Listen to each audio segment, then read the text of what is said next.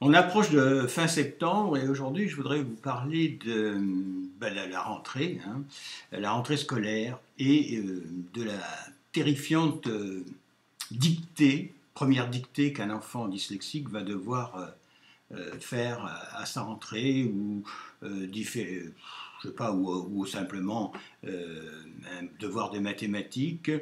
Ceci pour vous dire que les enfants dyslexiques, notamment les petits, sont déjà dans une angoisse, même s'ils ne vous le disent pas.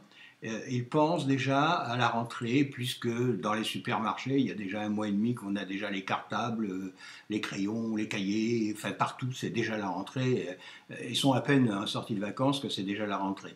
Et pour eux, c'est une angoisse parce que ils savent que fini le plaisir, on va encore être une fois dans les mauvais, dans ceux qui ne réussissent pas. Et puis, très souvent, il y en a qui redoublent. Donc, il va y avoir la rencontre avec de nouveaux élèves qui vont se moquer d'eux, rire de leurs défauts ou de leur handicap, vous voyez, de leurs difficultés. Et si j'aborde ça, quand je dis le mot terrifiant, c'est vraiment terrifiant, quoi. On se dit, ça y est, oh, quelle angoisse. Moi, je m'en souviens très bien. Hein. Je retourne facilement dans mon enfance pour me rappeler, dès qu'arrivait la mi-août, ça y est, je ne pensais qu'à ça, il va falloir y retourner. Vous savez, c'est un calvaire, hein, pour les enfants dyslexiques, d'être mauvais élèves. Et donc c'est pour ça que je veux parler de cette terrifiante angoisse face à la scolarité, à reprendre. Et c'est fini, le temps de jouer, de rêver, c'est fini.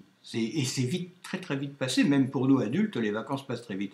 Donc pourquoi mon intervention? Simplement pour penser à leur donner confiance, à les rassurer, si vous avez des enfants dyslexiques, un peu en difficulté, rassurez-les, dites-leur que ça n'est pas si grave que ça, que vous les comprenez, que vous les aimez. Enfin, j'arrête pas de répéter ça, mais c'est tellement important parce que cet enfant, lui, il n'ose pas le dire à ses parents là. Il est dans son et ni à ses copains ou copines. Ils sont dans leur angoisse profonde, un peu comme quelqu'un qui va monter à l'avion puis qui a peur. Hein, vous voyez, bien avant, il y pense sans cesse. Je vais devoir faire cela. Je vais devoir affronter les dictées, les problèmes, les mathématiques, les calculs. Enfin bref, je vais être nul. Ça va recommencer. Aidez-le, pensez-y, aimez-le.